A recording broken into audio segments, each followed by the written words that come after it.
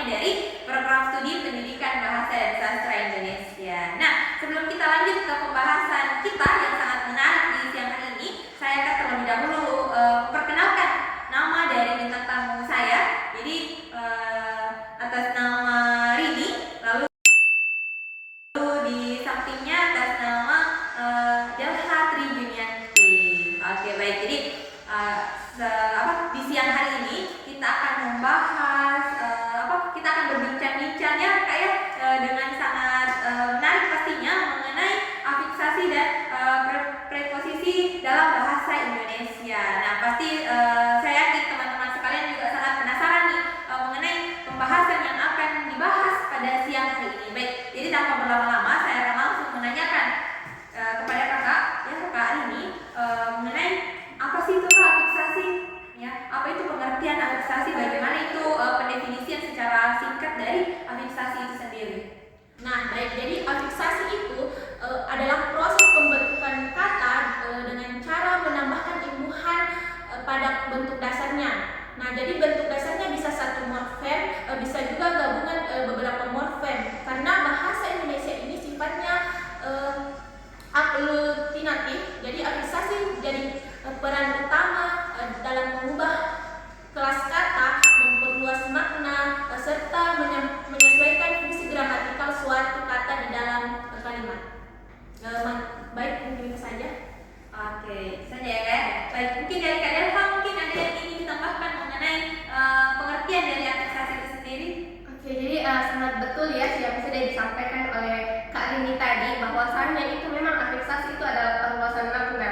Jadi afiksasi ini juga itu kan kita kenal ya dengan proses penambahan imbuhan.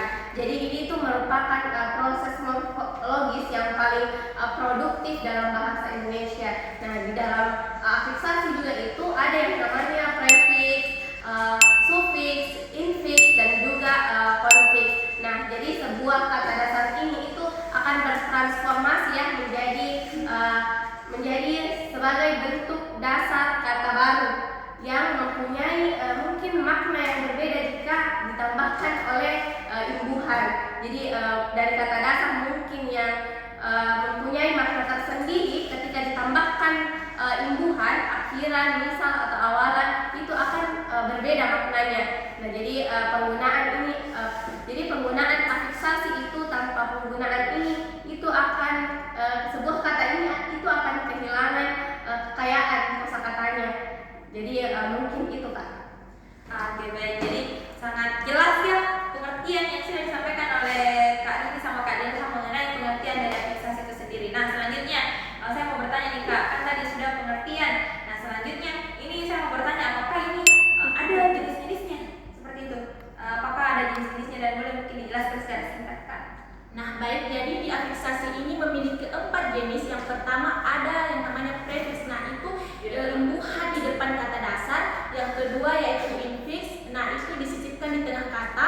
Yang ketiga ada sufiks, diletakkan di bagian akhir. Dan yang terakhir itu ada yang namanya konfiks. Nah, itu 2 imbuhan di depan dan di belakang sekaligus. Mungkin itu saja. Oke, itu saja ya Kak ya. Mungkin ada tambahan dari Kak Delha? Oke, jadi betul sekali ya. Jadi seperti yang sudah saya sampaikan tadi Kak, bahwasannya afiksasi ini itu mempunyai 4 jenis ya, yang seperti tadi sudah disebutkan bahwasannya ada prefiks. Nah, itu prefiks itu adalah awalan.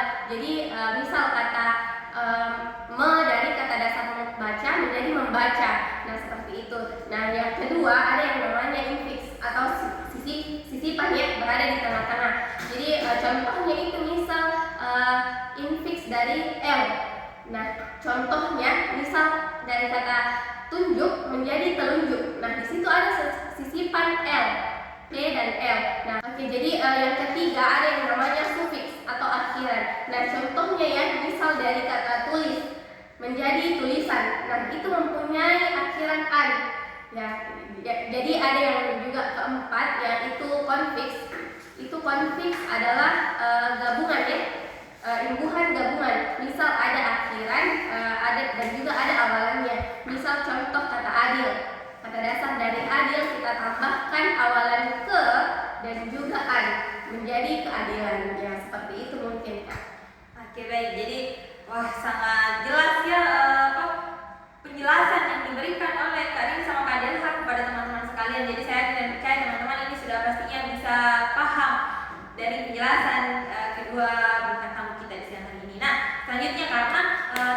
sudah jelas, kita nih selanjutnya kita beralih lagi ke pembahasan selanjutnya yaitu preposisi. Nah, jadi sama nih, saya mau pertanyakan juga, ini preposisi apa sih? Apa pengertian dari preposisi itu sendiri, dan bisa mungkin Kak dijelaskan secara singkat dan jelas seperti itu. Baik Kak, saya persilakan.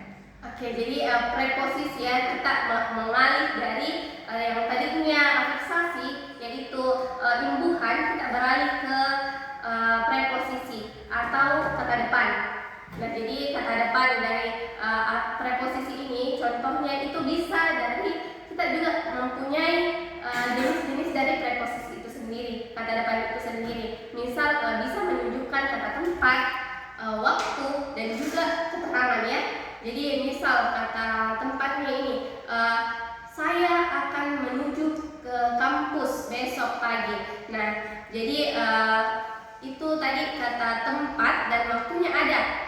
Misal kata ke-nya itu menunjukkan kata tempat ya, ke kampus. Nah, seperti itu.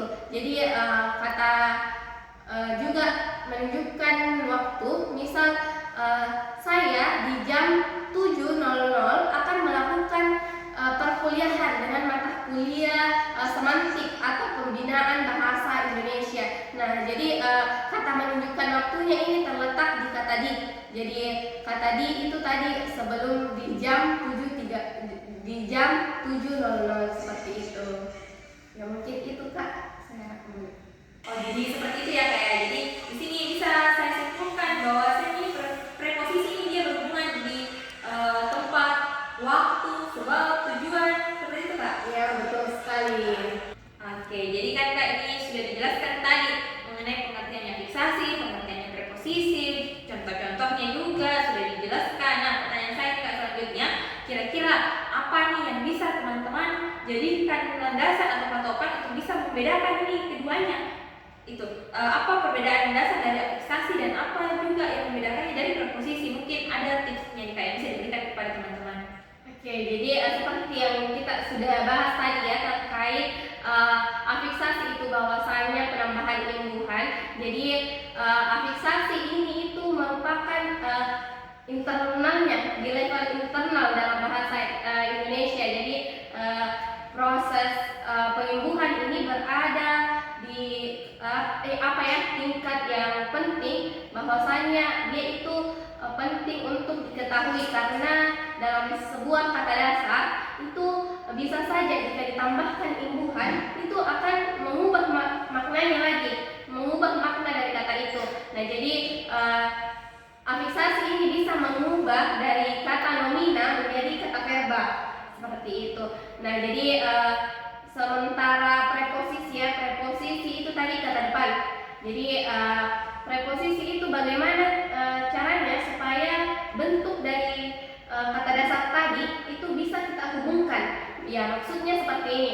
Misal kata di rumah itu seringkali jika ditulis secara misal WhatsApp ya, chatan atau apalah, atau kata-kata intinya ditulis tangan, itu biasanya kita tidak memberikan spasi antara di kata depan dengan rumah yang kata dasar. Nah, itu bisa saja itu merupakan kesalahannya dalam penulisan berbahasa Indonesia. Jadi seperti itu. Bagaimana caranya preposisi ini itu dapat menghubungkan afiksasi tersebut itu tadi yang nomina menjadi verba, terus dari kata depan tadi ya, preposisi ini itu juga tepat dalam penulisannya seperti itu. Tidak ya memperhatikan spasi-spasi, titik-titiknya bagaimana seperti itu. Jadi dalam afiksasi dan preposisi ini itu memang juga mempunyai keterhubungan seperti itu. Oke Kak, jadi dibilang tadi bahwasanya afiksasi ini dan preposisi memiliki keterhubungan. Nah, jadi kalau misal afiksasinya salah, ini juga berpeluang preposisinya juga ikut salah, ya kan seperti itu. Jadi pertanyaan saya ini Kak, pertanyaan saya selanjutnya juga berkesinambungan. Kira-kira kesalahan seperti apa yang sering terjadi dalam penggunaan afiksasi dan preposisi itu sendiri? Nah, baik, jadi ada 3 yang paling umum, yaitu yang pertama kesalahan penuhan fonem pada prefiks semen dan pen. Misalnya harusnya memerhatikan tapi ditulis memperhatikan. Nah, yang kedua itu salah pakai afiks untuk kata kerja pasif, padahal harusnya pakai ter untuk hal yang tidak disengaja atau untuk tindakan langsung. Dan yang ketiga, yang terakhir yaitu prefiksnya malah dihilangkan. Jadi padahal itu di kalimat formal, jadinya kalimatnya kurang baku karena prefiks dihilangkan. Baik, itu saja Kak. Oke, wah, Masya Allah sekali ya pembahasan kita pada siang hari ini. Saya rasa juga teman-teman ini sudah mengambil banyak ilmu dari bintang tamu saya ya di podcast kita di siang hari ini. Baik, mungkin dari pembahasan kesalahan-kesalahan afiksasi dan preposisi itu tadi juga merupakan tanda berakhirnya juga podcast kita di siang hari ini. Baik Kak, sebelum saya tutup nih, mungkin ada closing statement atau ada pesan-pesan yang ingin disampaikan kepada teman-teman sekalian mengenai pembahasan kita di siang hari ini. Baik Kak, saya kembalikan. Oke, jadi pesan untuk teman-teman yang sedang menonton ya saat ini. Jadi dalam penggunaan afiksasi dan preposisi itu juga perlu kita perhatikan ya, perlu kita perhatikan karena mau sebagaimanapun teman-teman ini ingin cepat menyampaikan informasi, ya tetap harus diperhatikan penulisannya, penggunaan katanya agar si pendengar atau si pembaca ini juga itu dapat memahami hal yang ingin kita sampaikan seperti itu. Oke, baik, mungkin itu dia ya pesan yang disampaikan oleh Kak Delha kepada teman-teman sekalian. Mungkin itu juga menandakan berakhirnya juga